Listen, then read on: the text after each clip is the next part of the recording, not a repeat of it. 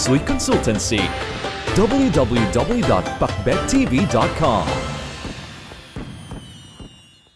Ngayong 2024 mga kapakbet, ang Ghost Month ay from August 4 to September 2 at ang Hungry Ghost Festival Day naman ay sa August 18. Tuwing Ghost Festival, napakataas ng negative energy mga kapakbet kumpara sa mga ibang araw sa loob ng Ghost Month. Kaya naman, isa ito sa mga mahalagang araw na pinaghahandaan ng karamihan. Kaya naman, narito ang guide natin ngayong Hungry Ghost Festival Day 2024. Nakalista rito ang mga bawal at dapat gawin ngayong Hungry Ghost Festival Day 2024 kontra malas at para maging maswerte. Mga dapat gawin ngayong Hungry Ghost Festival 2024. Magdasal. Unang-una mong dapat gawin ngayong August 18 mga kapakbet ay ang magdasal.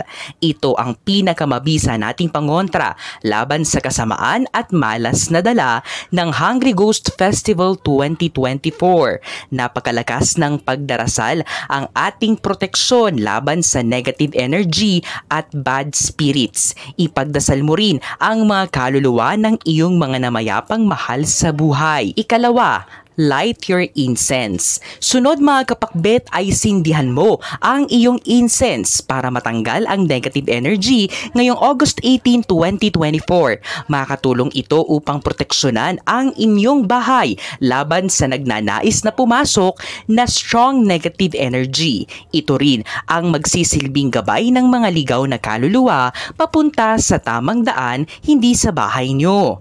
Ikatlo, sindihan ang mga ilaw sa bahay.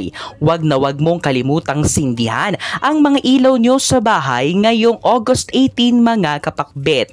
Isa ito sa mga best practical na pangontra laban negative energy na dala ng Ghost Month. Ang ilaw sa bahay ay ang magsisilbing yang energy, ang magbabalanse sa level ng yin energy sa loob ng inyong bahay. Ito rin ay nagtataboy sa mga bad spirits na nasa loob. Ikaapat, pumunta sa templo o simbahan. Kung may free time o hindi ka busy ngayong August 18 mga kapakbet, pumunta ka sa mga temples o simbahan at sumali sa mga gatherings. Makakatulong ito upang mabasbasan ang iyong sarili at malinis ang negative energy na dumikit sa iyo ngayong Hungry Ghost Month 2024. Ikalima, mag-alay ng mga offerings. Huwag mo rin kalimutang mag-alay ng mga offerings ngayong August 18 mga kapakbet para hindi mo maging kaaway ang mga ligaw na kaluluwa. Pwede kang mag-alay ng mga food offerings. Ano naman ang mga bawal gawin ngayong Hungry Ghost Festival 2024? We have crossed one more milestone. It's only the beginning. Visit our new store Kapakbet, Unit 1004 Cityland Shaw Tower, corner St. Francis Shaw Boulevard, Mandaluyong City.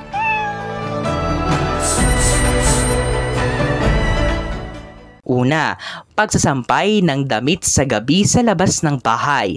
Sa gabi ng August 18 mga kapakbet, bawal na bawal ang pagsasampay ng damit sa gabi sa labas ng bahay.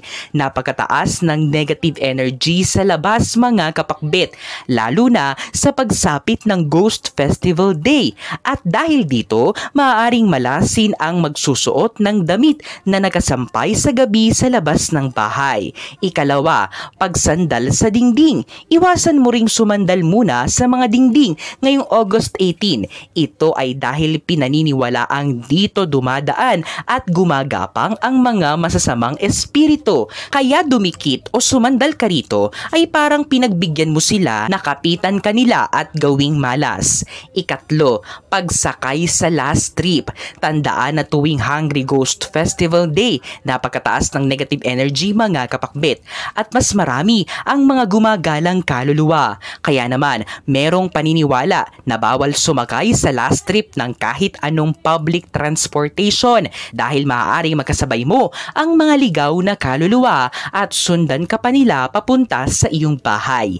Ikaapat, pagpito sa gabi. Iwasan mo ring pumito sa gabi, lalong-lalo na sa gabi ng August 18 mga kapakbet, dahil maaaring may matawag kang isang malakas at napakasamang espiritu na nasa labas lang ng bahay at hindi mo ito gugustuhin. Ikalima, paglipat sa bagong bahay, pagpapakasal at pagbubukas ng bagong negosyo. Isa sa mga ipinagbabawal tuwing Ghost Month at Ghost Festival Day mga kapakbit ay ang paglipat sa bagong bahay, pagpapakasal at pagbubukas ng bagong negosyo. Ito ay dahil maaaring ito ay hahantong sa magulong pamilya, divorce o paghihiwalayan at pagkalugi ng bagong negosyo. Ika-anim, pagbibisyo. Huwag na huwag kang magbibisyo ngayong August 18 mga kapakbit. Kabilang na rito ang pag-inom ng alak, paninigarilyo at pagsusugal. Ang ganitong mga gawain ay nag-a-attract lang ng negative energy.